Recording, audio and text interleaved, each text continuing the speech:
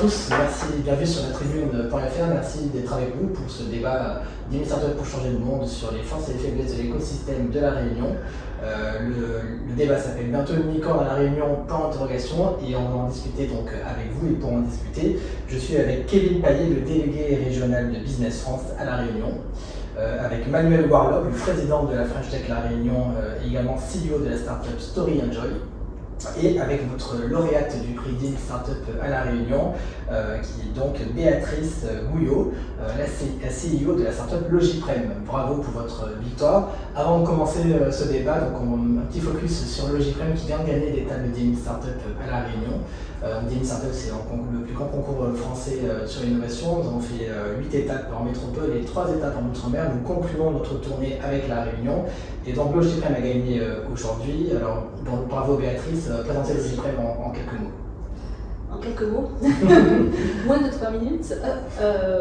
Écoutez, Logiprem, c'est une société qui commercialise un logiciel qui sécurise la prescription dans des services très particuliers dans les hôpitaux, les services qui hospitalisent les nouveau-nés.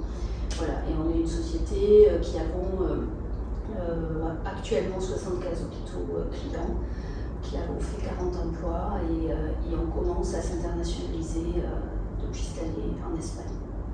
Alors justement, c'est parfait. Vous êtes parfaite pour le thème de ce débat, donc, qui est donc comment grandir, comment créer une start-up, comment se développer depuis une petite île d'outre-mer, donc qui est en l'occurrence La Réunion. Quelques mots déjà sur l'écosystème. Dans la texte, ce qui est important, c'est la notion d'écosystème, c'est d'avoir près de soi d'autres entrepreneurs, des investisseurs, des gens qui peuvent nous aider à grandir. C'est quoi l'écosystème de La Réunion? Alors peut-être que pour ça, la French Tech peut nous aider à y voir plus clair. C'est quoi l'écosystème de La Réunion aujourd'hui? Comment il est? Quelle taille il fait? Il y a combien de startups? Combien d'investisseurs? Alors, effectivement, selon la définition qu'on a posée à la French Tech de la start-up, qui fait à peu près un consensus au niveau national, c'est capacité d'hypercroissance. Vu qu'on est sur une île, c'est capacité à sortir de l'île, évidemment. Et puis une vraie innovation, pas forcément une innovation de rupture ou deep tech, mais une vraie innovation d'usage ou de procédé. Si on cumule ces critères-là, on en dénombre environ 60-70 aujourd'hui à La Réunion. Le phénomène marquant, c'est que c'est en train d'exploser, d'année en année, à force effectivement de multiplier un certain nombre de structures d'accompagnement, de dispositifs, de concours comme vous faites, de mise en lumière d'un certain nombre de choses. On voit que ce nombre grossit très vite. Grosso modo, on a plusieurs structures d'incubation à La Réunion, dont la Technopole qui était parmi nous aujourd'hui. On a quelques acteurs du financement. Alors tous les dispositifs nationaux de financement public existent à La Réunion. Donc ça c'est une force, la BPI en premier lieu, c'est le partenaire majeur de...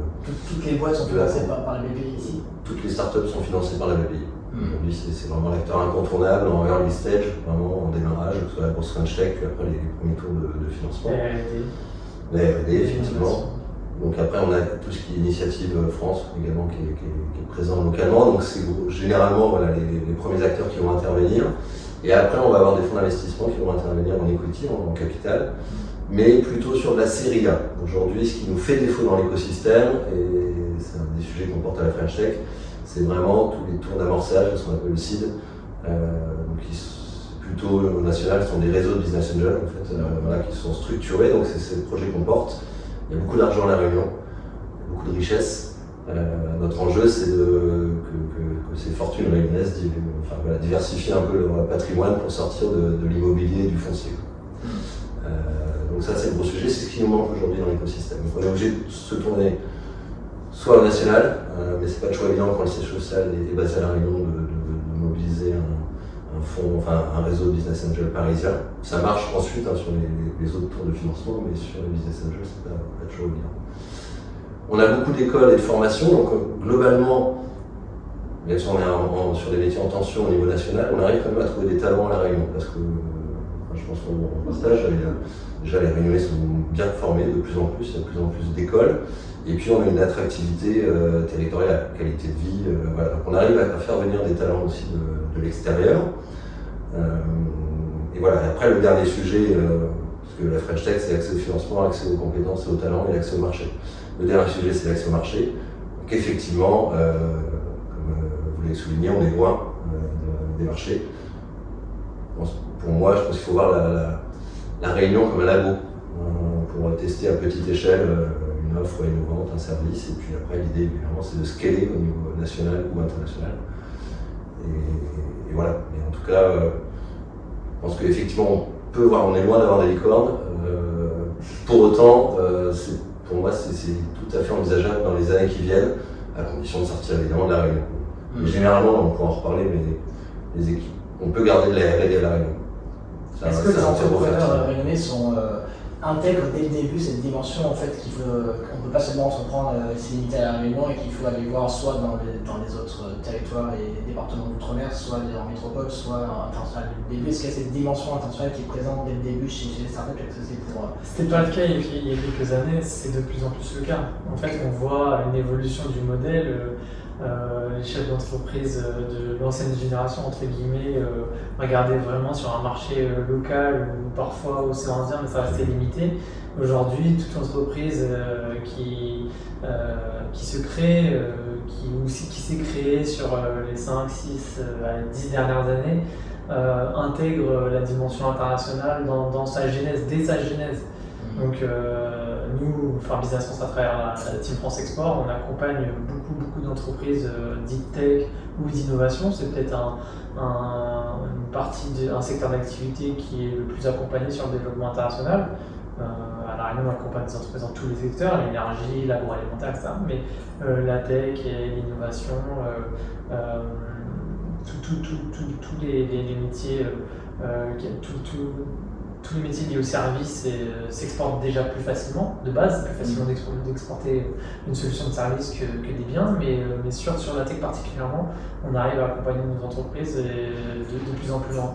Donc nous, par exemple, avec Logipren, ça fait 5 à 6 années qu'on travaille à approcher des pays, à relever les difficultés pour pouvoir rentrer sur un pays, à faire des études comparatives pour pouvoir aider Logipren à mieux positionner ses pions et à se dire on va faire le choix plus de tel pays, on va se donner un calendrier sur 1 an ou sur 2 ans pour aller sur tel et tel pays.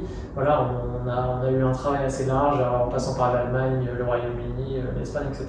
Et aujourd'hui, ça commence à aboutir avec une première signature de contrat en Espagne, par exemple. Est-ce que vous partagez le constat de Manuel que l'écosystème est en train d'exploser à La Réunion et que le nombre de startups est en train d'exploser? Oui, c'est le cas. Et on a une belle aptitude à créer chez nous. Et comment vous l'expliquez? L'écosystème est attractif, beaucoup de Réunionnais qui ont œuvré pour des grands groupes ont aussi envie de rentrer et faire des choses pour leur propre territoire. Donc il y a beaucoup d'ingénieurs. Ils sont très attachés à La Réunion. Dès qu'ils partent, ils reviennent. L'ancrage fort. Il y a un vrai ancrage, effectivement. Ils ont envie d'apporter quelque chose avec leur territoire. On l'a vu avec les entreprises qui ont pitché, le recyclage d'huile, etc. C'est des choses pour essayer de limiter les déchets à La Réunion, trouver des solutions. Beaucoup d'ingénieurs reviennent à La Réunion, se mettent à la disposition d'entreprises qui ont envie d'avancer. Le Gipren a su en profiter, ils étaient 3 au départ, ils sont 40 aujourd'hui. Et je pense qu'on doit se nourrir, à la fois on a le cursus de formation, Manuel l'a souligné, on a une formation qui est bonne à La Réunion, et on a aussi un retour des talents qui existe. Et moi je trouve aussi qu'il y a une capacité à entreprendre aussi à La Réunion qui est bonne.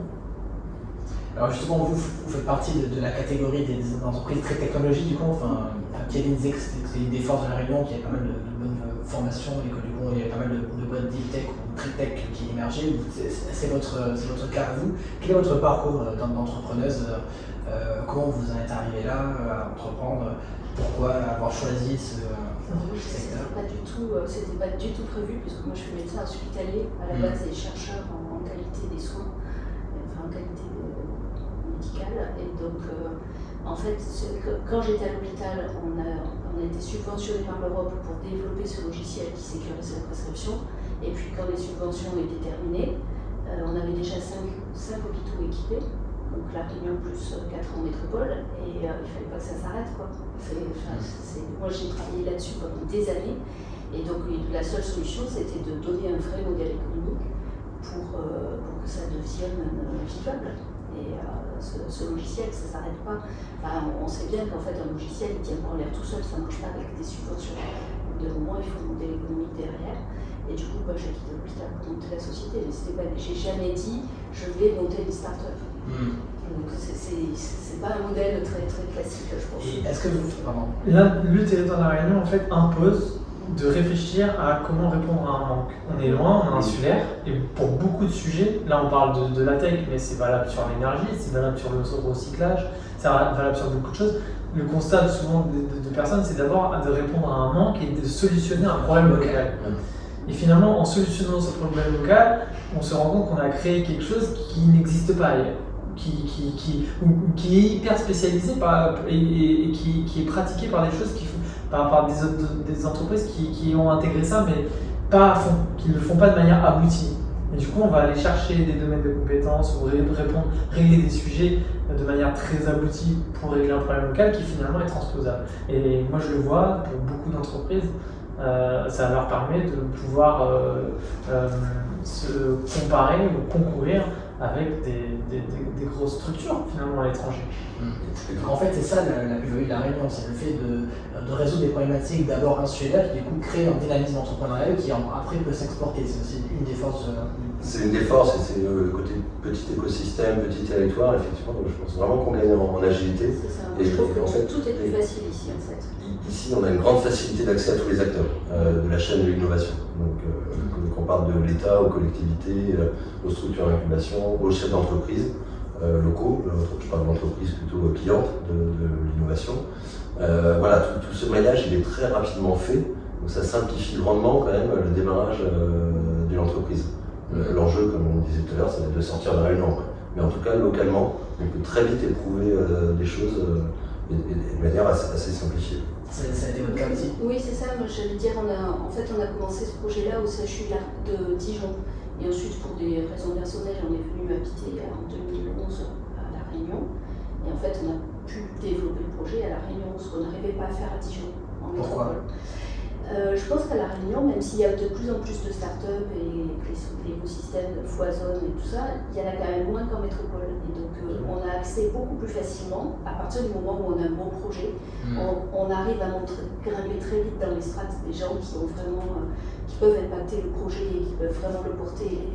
Sur la mobilisation de subventions. Exactement, c'est ce que juste pour que nos spectateurs comprennent bien, est-ce que vous pouvez revenir justement sur l'innovation que vous portez et en quoi vous avez une solution unique sur le marché? Logiprint, c'est un logiciel qui va faire la prescription à la place du médecin. À partir du moment où il va choisir son médicament, le logiciel va prendre des données qui correspondent aux caractéristiques cliniques du patient, des données dans un thésaurus qui est une base de données médicamenteuses dont on est propriétaire, et il va passer ça dans un algorithme particulier qui va générer une prescription et des modalités de préparation.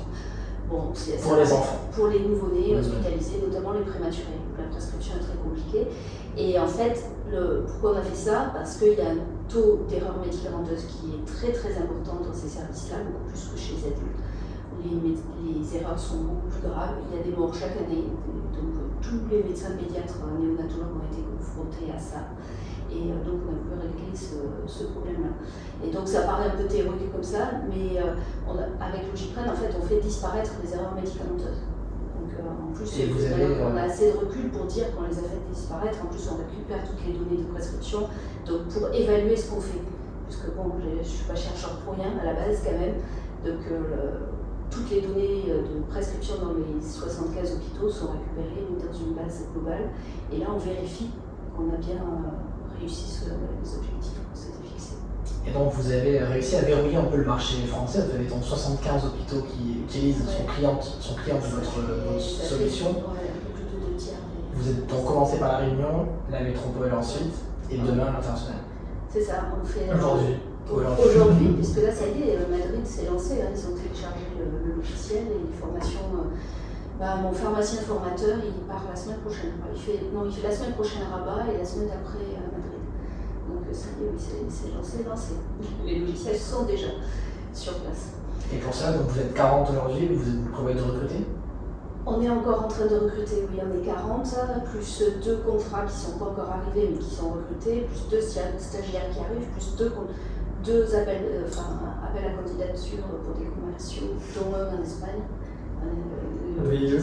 Et comment vous le voyez dans 5 ans? Vous voyez toujours basé à La Réunion?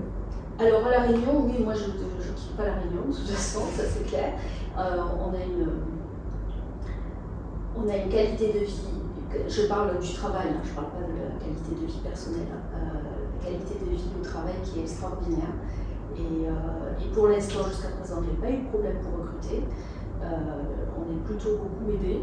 On a très peu de différences horaires avec la métropole, donc c'est pas gênant pour nous. C'est plus compliqué de travailler avec la Guyane qu'avec Paris, par exemple. Et nous, tout se fait à distance, en fait. Donc l'équipe qui est en métropole, c'est les formateurs et les commerciaux.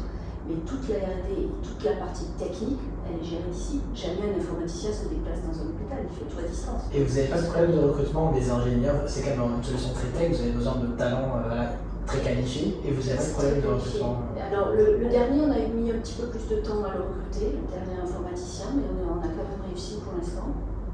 Et on en a 19, c'est quand même une grosse partie de l'équipe, c'est l'équipe technique.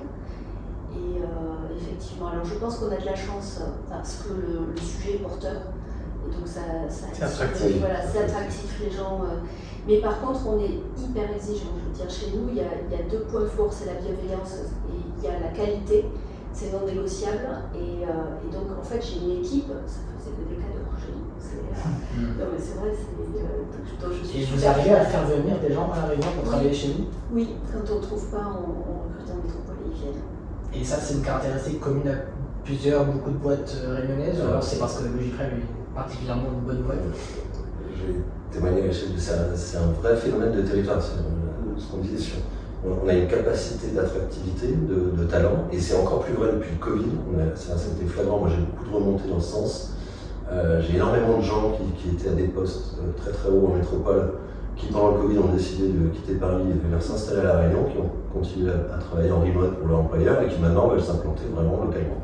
Donc soit monter leur boîte, leur start-up, soit intégrer des entreprises de l'écosystème. Donc on a quand même cette force en termes d'attractivité et en termes de R&D. En plus, on a en plus des talents qu'on arrive à trouver plus facilement qu'à Paris ou dans les grandes villes de province. On a quand même des aides sociales et fiscales qui sont pas négligeables. On a un crédit d'impôt innovation, un crédit d'impôt recherche qui sont majorés de 20% par rapport à la métropole. On a des allègements de charges sociales sur ces profils de R&D. Donc on a tout un tas de facteurs en fait qui font, je le redis, la Réunion peut être une terre de R&D, de labo, etc. Et après, effectivement, comme Béatrice, il faut avoir des équipes de vente, de formation, d'accompagnement des clients au national et dans les différents pays dans lesquels on s'implante. Mais le cœur des produits de la R&D peuvent rester à La Réunion pour tous les avantages qu'on vient de citer. Talent et incitation en plus financière. Un ingénieur, il coûte beaucoup moins cher ici qu'à Paris. Oui, les salaires sont beaucoup moins élevés et les charges sont beaucoup moins élevées. Vous ne devez pas justement vous adapter à cette chose, parce qu'en métropole, il y a quand même beaucoup les startups ont du mal à recruter, parce qu'il y a énormément de startups, il y a une guerre des talents, quoi. Et parce qu'il y a les grands groupes qui s'y mettent, il y a les GAFAM qui recrutent beaucoup de talents, etc. Donc c'est très dur de recruter des personnes, et du coup il y a une inflation des salaires, et donc vous ne devez pas forcément suivre. Non, on n'a pas cette concurrence. On a d'autres atouts et on se situe généralement entre. Plutôt au niveau des villes de province. C'est ça, des salaires. Des salaires de province. D'accord. En brut, tout en ayant moins de charges. Voilà, en ayant beaucoup moins de charges. Donc l'accès au talent, c'est pas forcément un problème. L'accès au financement, vous en parliez brièvement tout à l'heure. Il y a un problème sur l'amorçage à La Réunion quand même. Oui, complètement. On a un vrai problème. La BPI est, comme je disais, l'acteur majeur et il fait super bien son job. Par contre, la BPI, au bout d'un moment, intervient à hauteur des fonds propres de l'entreprise et ces startups manquent de fonds propres. Donc elles ont besoin d'être recapitalisées. Et voilà, sur des tickets à partir de 600 000 €, on va dire, là on trouve. Mais entre 100 et 600, on a un désert un peu. Et est-ce que les pouvoirs publics en sont conscients? Est-ce qu'il y a par exemple en métropole, depuis 2012, il y a une stratégie en fait, de l'État qui vise à combler tous les trous entre guillemets du financement. Donc ça a commencé par l'apprentissage, ensuite il y a eu la CRL, après il y a eu le late stage. Voilà, aujourd'hui on en est à essayer de mettre les startups en bourse plus facilement. Est-ce que du coup les pouvoirs publics ont conscience qu'il y a un trou de raquette dans l'amorçage dans les Outre-mer, notamment à La Réunion, et font quelque chose pour on échange avec eux et on dit que le levier le plus évident qu'on voit, c'est l'incitation fiscale pour l'investisseur. Voilà, en favorisant l'investissement dans l'innovation. Mais voilà, c'est des discussions qui sont en cours. Le problème, on ne peut pas toujours créer une différence de manière simple sur un territoire. C'est compliqué, c'est pas aux collectivités de créer des fonds d'investissement, déjà. Bien sûr. Et après, souvent, les BI, par exemple, investir en fonds de fonds, et ce qui du coup aide un petit peu le privé à s'installer dans les endroits. Il y a une solution ici, la région Réunion a créé un fonds de fonds avec financière, mais justement, ils interviennent plutôt sur de la CVA et pas sur le site. En fait, les entreprises qui innovent et qui se créent souvent sont de petite taille. Et de manière générale, on est même à La Réunion sur des entreprises de petite taille. Si on prend nos grandes entreprises, ça reste des petites entreprises à échelle nationale. Donc le besoin en développement et le ticket d'entrée des business angels, il est assez haut par rapport aux besoins qu'ont des entreprises de petite taille pour se développer et qui sont autour de 200 000 € d'injection, 300 000 €. Ça, c'est vrai, ce phénomène, il est vrai. Après, moi, je regarde sur la partie internationale, mais juste sur l'international, je vois quand même que l'État met beaucoup d'aide parce que la Business France a conventionné avec le ministère des Outre-mer directement, et une entreprise qui matricule à La Réunion et qui a un projet export, elle reçoit sur n'importe quel accompagnement de développement international, elle reçoit 80% d'aide sur sa facture du ministère des Outre-mer, et ce qui n'est pas le cas pour n'importe quelle entreprise qui serait en Ile-de-France, en PACA ou ailleurs. Donc demain, se payer un stand sur un salon, ça vaut quand même 10 000 €, sur un grand salon international, aller au CES de Las Vegas ou ailleurs.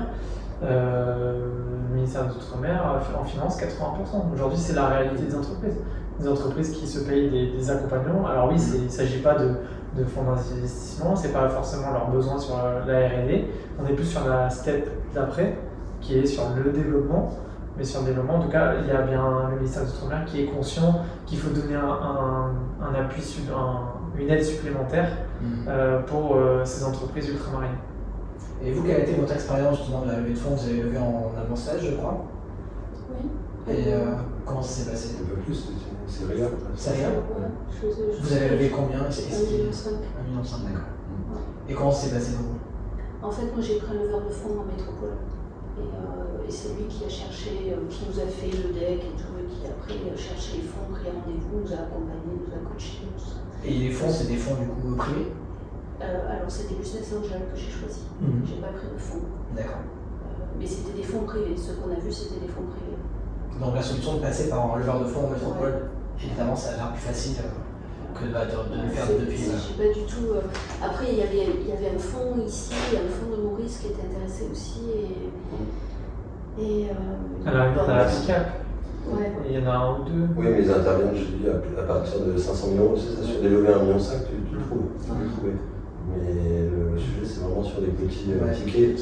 Et parce que ça veut dire qu'en face, tu ne fais pas encore de chiffre d'affaires ou très peu. Toi, tu en faisais déjà. Déjà le chiffre d'affaires. Les boîtes qui font du chiffre d'affaires, après, c'est bon. Mais c'est voilà, tant qu'on est encore en développement, en recherche. Premiers euros jusqu'à 100 000, 200 000 même de chiffre d'affaires, là, sur ce palier-là, c'est là où c'est touché. Et après la série A, ça va? La série A, ça va. Du coup, on a des acteurs qui sont même présents localement. Non, après, tout se passe dans la Réunion. Après, ça prend le relais en métropole. Voilà, mais pour le coup, il n'y a pas de point de blocage. Il y a plusieurs exemples comme Béatrice. Il n'y a pas forcément de point de blocage du fait d'être à la Réunion quand on est sur ces. Et du coup, je vais aborder aussi la question des rapports avec la métropole, forcément, indispensable pour les startups. Donc vous êtes un bon exemple, vous avez la plupart de vos clients en métropole. Du coup, vous avez une équipe sur place, comme vous disiez, qui sont donc des commerciaux plutôt et des formateurs. Voilà. La levée de fonds se passe en métropole également. En règle générale, quel est le rapport des startups réunionnaises avec la métropole? Alors, nous, on a tissé de plus en plus de liens, on est très très proches maintenant au niveau de la French Tech centrale, donc à Paris, qui est rattachée à Bercy. Je suis le représentant outre-mer au Conseil national des communautés et des capitales French Tech, donc on a une relation très très proche, de plus en plus proche, avec Paris en tout cas au niveau de l'écosystème. Pourquoi ? Parce qu'ils constatent que ça explose en termes de start-up à La Réunion. Sur tous les programmes nationaux qu'on redéploie ici localement, ils voient que ça rencontre un succès, qu'il y a des boîtes de qualité. Du coup voilà, ça permet de créer beaucoup de liens avec Paris et ça devient de plus en plus facile d'envoyer des startups et de les mettre en relation avec l'écosystème parisien. De toute façon, c'est un passage obligatoire, je pense. La visibilité, elle est importante. La visibilité parisienne, à un moment donné dans l'histoire de la vie d'entreprise, vous avez une partie des équipes, on a des entreprises qui ont ouvert un bureau secondaire en métropole pour pouvoir mieux rayonner plus loin, mais plus à l'international et plus en métropole. On a souvent un point d'accueil un peu à la station F avec Outre-mer Network. Ouais. Qui est implanté à la station F, et c'est vrai qu'on a beaucoup de startups qui ont des bureaux de passage temporaires. Alors, est-ce qu'il y a des boîtes qui changent de leur siège social pour du coup, quand elles ont passé les premières étapes et qu'elles veulent vraiment grandir et devenir internationales, etc. Non. J'ai en tête Wello qui a fait ça, qui est passé dans la Réunion à Nantes. Sauf exigence d'un investisseur, sinon effectivement, et tant qu'on garde de la R&D ici, aucun intérêt. Et Wello, c'est un siège secondaire. C'est un établissement secondaire. C'est un établissement secondaire.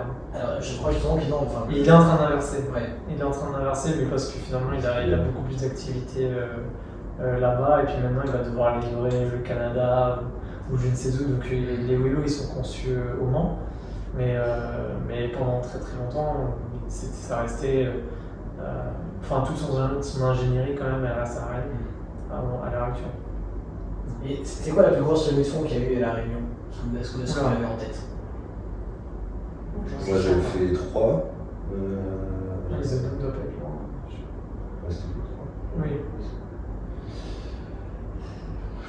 À ma connaissance, je trouve que c'est la plus grosse. C'est combien de millions? 3. 3 millions, d'accord. Ça reste tout petit. Ça reste, ouais. Enfin, là on parle d'entreprises tech, il y a des entreprises qui oui, bien sûr. Plus de fonds. Oui, bien sûr. Donc on est encore loin de la première licorne de La Réunion. Peut-être Stora du lever aussi, peut-être. Je sais pas, on peut la passer, non? Ouais. Mais bon, oui, ça reste par rapport à des nombres assez modestes. Mais par contre, il y a de plus en plus de levées à 1 million, où actuellement, on n'est pas du tout. De plus en plus ces 2 dernières années. Avec une solution qui est déjà hégémonique en France et qui a pour but de conquérir le monde, Logipren pourrait être la première licorne de La Réunion dans quelques années. Je sais pas. Qu'est-ce qu'il faut faire pour il faut atteindre quelle valeur pour être une licorne? C'est quoi la définition de la licorne? C'est ça qui est la définition. La particularité, c'est que tu ne seras peut-être pas dans une logique d'hyper-croissance, c'est-à-dire de cramer du cash pour aller très très vite, mais tu es plutôt dans une logique d'autofinancement, de croissance maîtrisée. Oui, on a une croissance à plus de 50% là, sur l'année dernière par exemple, donc c'est quand même une croissance rapide. Mais on n'est pas dans l'idée de tout cramer pour aller plus vite. Parce qu'en fait, nos clients, c'est les hôpitaux c'est lent. Donc ça ne servirait pas à grand chose d'essayer d'aller plus vite. Et puis vous n'êtes pas dans un secteur qui brûle le caille, au sens où vous êtes déjà rentable, je crois. Oui. Donc vous êtes déjà rentable, vous n'avez pas besoin de lever beaucoup pour financer votre expansion, ce qui est en fait le but des levées de fonds à l'origine. C'est ça le critère? C'est quoi le critère? Pour être unicorn, c'est d'être valorisé au moins 1 milliard de dollars et de ne pas être coté. Et ne pas être coté. Voilà. Non, je pense qu'on a des gros encore. On reste dans un petit territoire avec une logique insulaire. Je sais pas. Moi je veux pieux qu'un jour on ait une licorne avec la R&D ici, après toutes les équipes à l'international. Ça montrerait en fait qu'on a réussi à monter collectivement le niveau à la fois de la formation, parce que si c'est une licorne réunionnaise, c'est forcément de l'informatique, quelque chose qui se gère. Ça ne peut être que ça. Et donc il faut monter, mais on voit bien en 10 ans déjà la différence, il y a une école de plus qui s'est installée, il y a de plus en plus de formation d'informaticiens, il faut que le niveau monte. Et ensuite, il y aura plein de petites startups et voilà, après ça fait une pyramide. Et s'il y en a une qui sort, ça veut dire qu'il y en a 500 qui auront été créées avant. C'est surtout ça qui est important, je trouve. Et c'est vrai que si on suit la logique de cette définition-là, dès que vous êtes présent dans 10 pays, ça peut valoir ça. Donc on prend le pari, Logipren, première licorne dans 5-6 ans, c'est ça? Allez. On verra. Ce sera le mot de la fin. Merci beaucoup pour votre présence et dans ce débat. Donc, on se retrouve donc nous à Paris pour la finale de 10 000 startups le 14 mars et surtout le 28 mars au Grand Est. Vous saurez si vous gagnez le Grand Prix national et pour ça vous devrez battre le gagnant de la Guadeloupe et le gagnant de la Polynésie. Bonne chance à vous. Merci beaucoup. Merci. Merci.